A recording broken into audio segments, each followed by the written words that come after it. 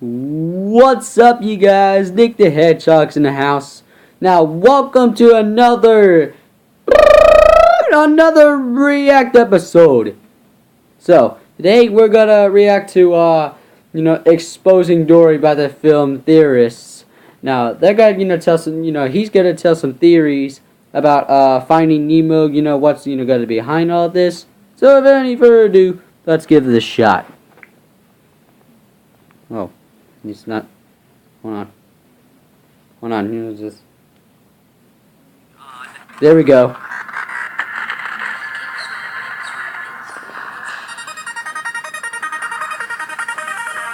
Yo, I love the intro, dude.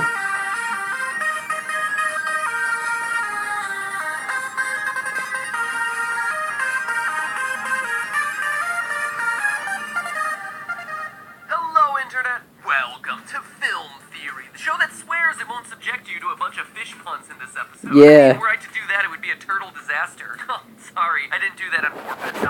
Poop! I just need to clam down. I can't keep floundering. Someone call a sturgeon. Okay, no more. It's out of my system. No more fish puns ever. I mean, it's not like anyone's ever gonna want a film theory on Shark Tale anyway. Finding Nemo. Everybody loves Finding Nemo. And why shouldn't they? It's got everything you could want in an animated children's I hope you can see that this. happens to be about neglected sons, kidnapping, imprisonment, mental illness, and the dangers of the outside world. That's one thing we have to remember about the ocean. It's not safe. That's my boy. But in all seriousness, that's the beauty of Pixar. Sure, Finding Nemo has cute animated fish talking and making jokes, but beneath the surface, there's some serious adult themes. And what if I were to tell you that there's a Pixar secret Make it an adult theme, so son. subversive and so shocking that no one has yet to pick up on it? Would you believe me? Let's take it a step further. What if I were to tell you that one fish, Dory, has been lying to us the whole time? Huh? Oh, I am on to you, Ellen DeGeneres. Finding Dory? More like exposing Dory.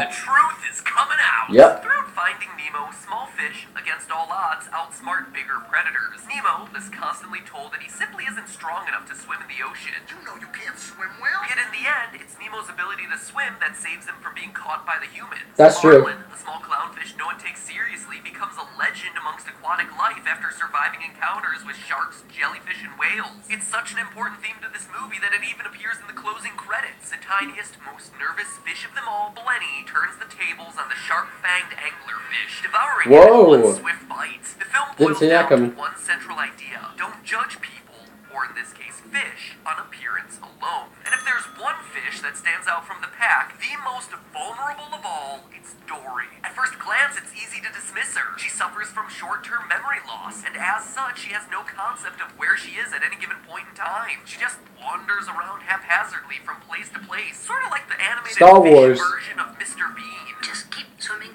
Just keep swimming, swimming, No. swimming. Dory is constantly making silly and dangerous decisions, whether it's approaching sharks for directions, pretending to know whale talk by slowing down her speech, or bouncing up and down on a jellyfish like a trampoline. Dory even thinks that naval mines are... Balloons, look, it is a party.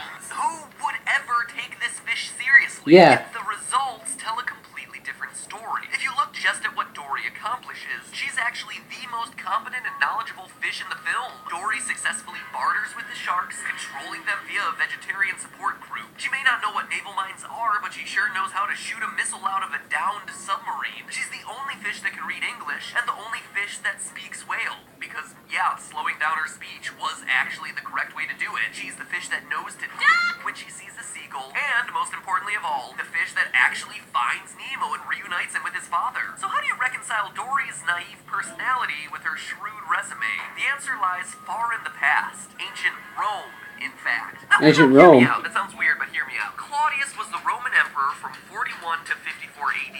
As a child, he was afflicted with a limp and slight deafness. As such, he was ostracized by his wealthy family and considered a disgrace to the name. Basically, he was Tyrion Lannister. These handicaps, though, saved Claudius during the tumultuous rule of Tiberius and Caligula, who Wow. killed all noblemen and potential heirs to the throne. I don't know that. Claudius, though, was spared because he wasn't perceived as a threat. And despite Claudius's physical limitations, he was an expert political thinker, just like Tyrion Lannister. I don't know that. Caligula was assassinated, Claudius became the emperor, and under his rule, Rome returned to the prosperity of a Augustus's reign. Aqueducts, new roads, canals, they were all built, and the empire was once again connected. So what does any of this have to do with a fictional animated fish? Well, just like Claudius, Dory is using a physical limitation to ward off I don't know if you can see me except through unlike this. Claudius, I don't know, she it's actually kinda doesn't dark. have those physical limitations. It's kinda You heard me right. glitched. I'm saying right here and right now, Dory doesn't suffer from short-term memory loss. In the entirety of Finding Nemo, she's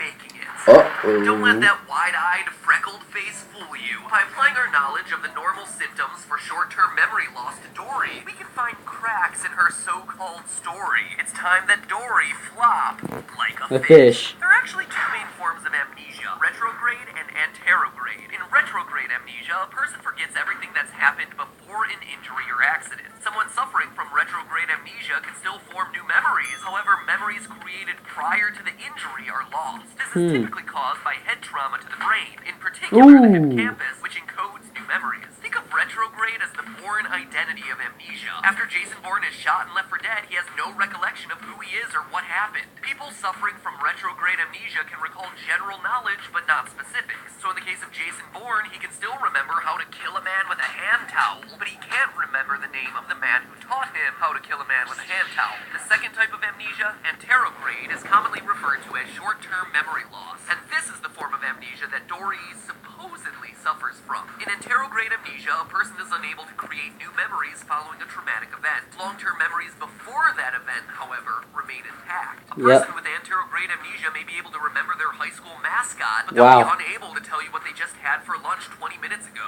Think of anterograde as the memento of amnesia. You know, the indie, lesser-seen version of retrograde's more common Transformers. In anterograde amnesia, people lose declarative memory, the recollection of facts, but they retain non-declarative memory, otherwise known as their procedural memory. Probably the best way to explain this difference to you is to take you through the most famous documented case of anterograde amnesia ever recorded, a patient simply known by the code name HM. In 1953, Henry Gustav Meliasen had a lobectomy to cure his epilepsy. Basically, he had a big chunk of his brain removed. Unfortunately, the procedure, while successfully curing the epilepsy, resulted in anterograde amnesia, leaving Henry unable to form new memories. Per records, Henry loved to do crossword puzzles. He could fill in all the answers pertaining to events before his surgery, but struggled with any answers that related to events happening afterwards. And yet, despite this setback, Henry was still able to retain information through procedural memory. Scientists would give Henry the same maze to complete every day, and when he was asked whether he remembered doing the maze before, he had no memory of ever seeing it in his life. And yet, he could instinctually remember how to finish the maze in a reduced amount of time. Wow. He was getting faster at the maze without He was ever working realizing hard. that he had done the maze in the past. Dory, on the surface, shows many of the same symptoms associated with anterograde amnesia.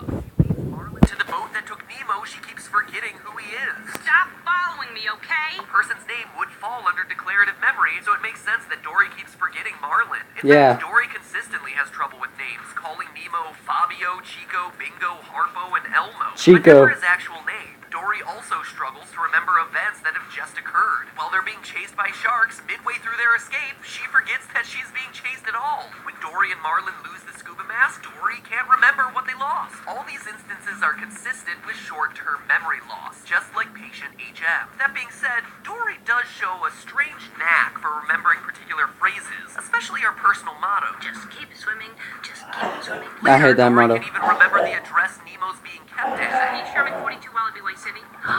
Those would also classify as declarative memories, so is that the proof I'm talking about of her faking? Well, actually, no. According to Scientific American, one of the most common suggestions for better short-term memory is to use mnemonic devices. Dory's mantra of always keep swimming fits as a simple mnemonic device, reminding her of her primary survival tactic. Through simple repeated phrases, people suffering from short-term memory loss can actually start to learn and to remember. And as for that address, Dory's repetition of the numbers is consistent with procedural memory. But then how can Dory read English words, like she does with the exit sign and the scuba mask, without having any knowledge of that ability? By this logic, shouldn't Dory be unable to read as well? Should she have forgotten how to?